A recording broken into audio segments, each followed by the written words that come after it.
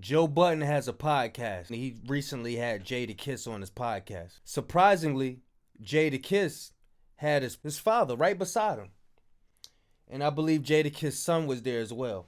I want to talk about, why do we feel like we have to hide the fact that we grew up in a two-parent household?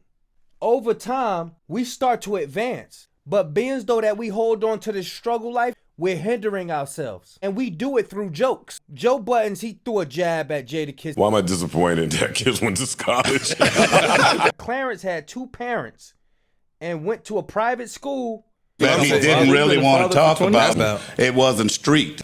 And he didn't tell you he went to private school, and we had... Yo, it's Clarence from the other side of 8 Mile. These jokes, it's hindering us. The men in the Chinese community versus the men in the Arab community versus the black men in America, we jokeaholics. And it comes from having to make light of our situation in slavery.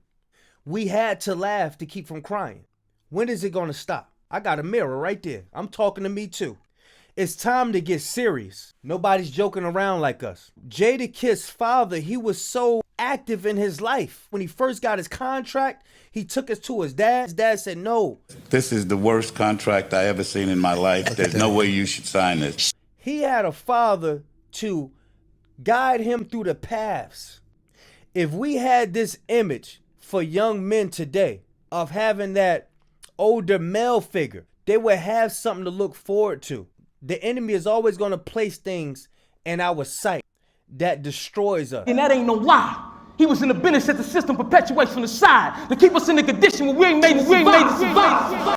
So we listen to the radio, we hear, I ain't had my pops growing up, because don't speak on that man like that. You don't know how hard it was for him. Think about it. This is done strategically. We have to learn how to respect the men that came before us. When you hold on to something somebody else did, you destroy yourself. Think about it. Young men out there, if your pops wasn't there, let go of that hatred you have. I don't care what your mother told you about him. When you let that stuff go and you forgive, you could move a little bit more freely. Don't be so in a rush to tell people, yeah, my pops wasn't there. So what? Get it right. We always go the hard way. That's what make us men.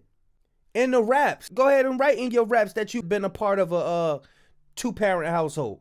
People want to identify with the struggle so bad.